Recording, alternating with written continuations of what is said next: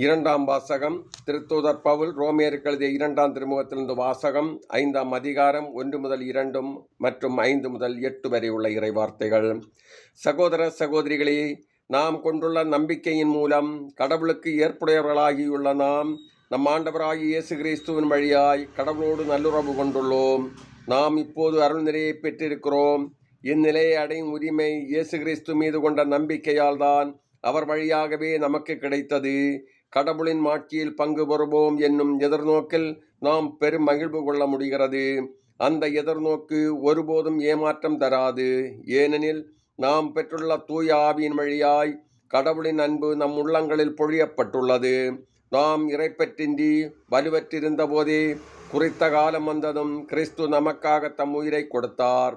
நேர்மையாளருக்காக ஒருவர் தம் உயிரை கொடுத்தலே அரிது. ஒருவேளை நல்லவர் ஒருவருக்காக யாரேனும் தம் உயிரை கொடுக்க துணியலாம். ஆனால் நாம் பாவிகளாயிருந்த போதே கிறிஸ்து நமக்காக தம் உயிரை கொடுத்தார். இவ்வாறு கடவுள் நம்மீது கொண்டுள்ள நம் அன்பை எடுத்து காட்டியுள்ளார். இது ஆண்டவர் வழங்கும் அருள்வாக்கு. இறைவா உமக்கு நன்றி.